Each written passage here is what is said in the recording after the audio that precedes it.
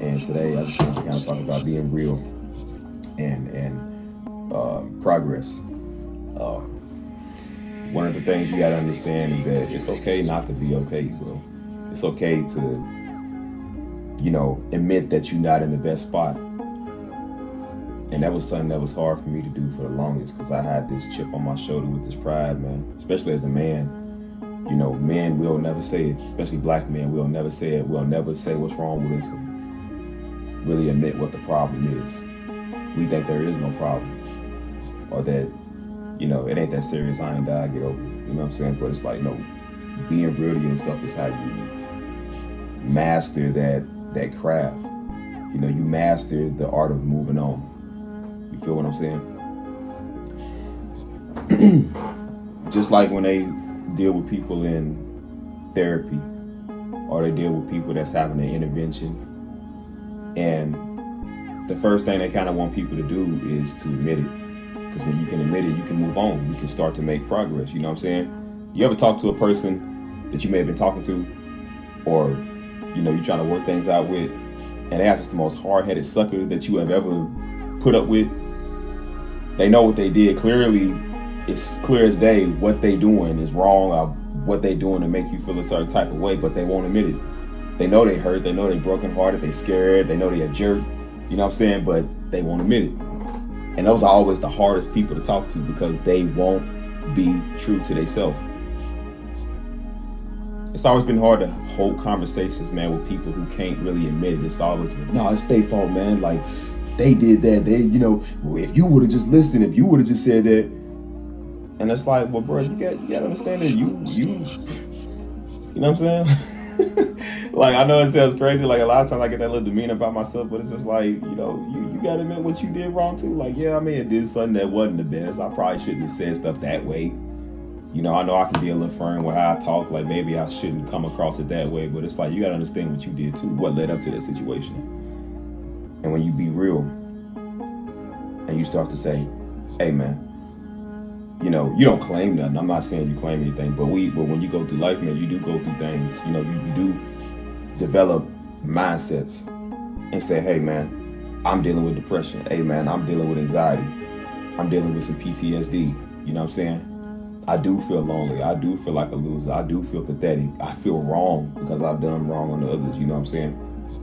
And when you start to admit that, and you start to really, you really do start to grow in a way. Most of what I'm saying to y'all, like I said, I'm not just saying it to y'all. I'm preaching this to myself. This is daily topics I have with me every single day. I don't just talk to the camera. I'm talking to me all the time. Because if I can better my life, I can help others better their life. Because you're a reflection of what you do. You're a reflection of how you live. And if you walk around here living wrong, you're going to be nasty to everybody that come in contact with you. You got folks trying to help people, man. You got folks trying to be a light to society. And then you got these negative Negroes or negative Nancys, whatever you want to call them, who just bring everybody down. Like I said, it's hard to be around people that don't want to just do better. They don't want to act accordingly to how they should act. Those are the people you don't want to shake their hand. You don't want to invite to the party. You don't want to bring them to an outing. You know what I'm saying? You don't want to bring them to the cookout. Because you already know, like, bro, they're going to mess up everything because they can't deal with their attitude. And ain't nothing worse than a person with an attitude. Because that's what makes you want to fight. That's what makes you want to get in your flesh and start doing I won't necessarily say wrong, but it's like you want to start being physical and defend yourself. I defend whoever they being nasty to. You know what I'm saying? And a lot of those type of people, man, they just won't be real with what they dealing with. I remember, man, when my daddy died, man, I was, everybody would be hurt. And especially me being the man, like, I was dealing with that pain, but I wasn't really telling nobody. I wasn't really expressing it. You know what I'm saying? And it was coming out a different way. And I didn't realize how straight up I was being. Like, you could be a jerk, but you ain't trying to be a jerk, or you don't know you being one. But I didn't really notice that's how I was, and I didn't think I had a problem. I was like, man, I ain't got no problem.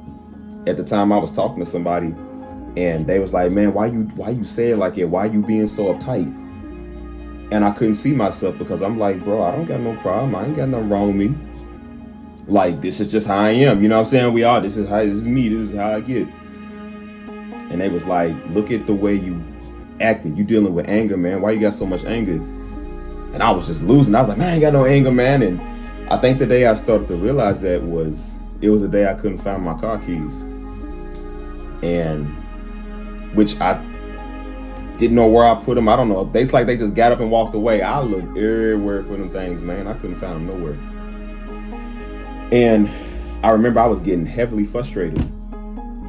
And I had somewhere to be at. And it was prolonging me from getting out the door because I couldn't find the keys. And I'm like, bro, dude, where did I put the stuff? Like, where did they go? And every minute, I'm getting more frustrated. I'm getting more mad.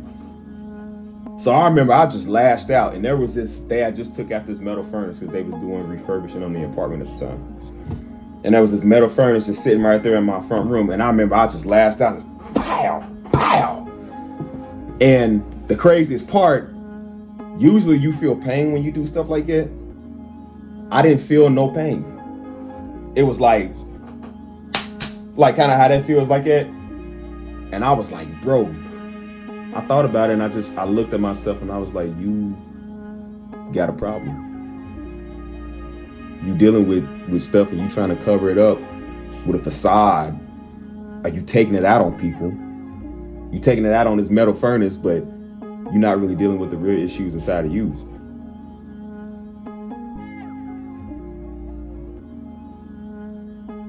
Once I noticed that, I went back to that person and I was like, you know what? Keep in mind, this person was a jerk too. But I was like, you was right. You was right what I was feeling and what I was dealing with. Like, I am a jerk, but because of what I was dealing with. I didn't want to accept the fact that my daddy was gone. I didn't want to accept the fact that this is life. You got to move on and you got to step up more. You know, your family, watching my mama go through that, man, and watching my siblings go through that, and, you know, my church folk go through that. I had to be strong for everybody that was around me. I didn't really have time to cry or to grieve. And in my own little way, I guess I kind of just isolated myself on the back end to where I can deal with it by myself. I didn't want to seem weak in front of people. You know what I'm saying? And that's where a lot of that pain and that anger was coming from, because I couldn't tell nobody. Because I was so busy trying to be strong, I forgot to admit that I'm going through it. I'm dealing with it. And it was tearing me up.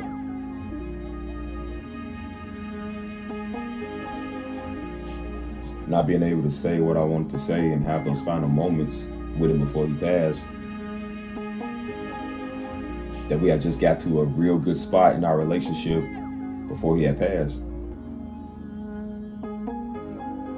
And once I learned to be real, I learned to just let it out. I learned to just feel what I'm feeling. You know what I'm saying? It took a minute.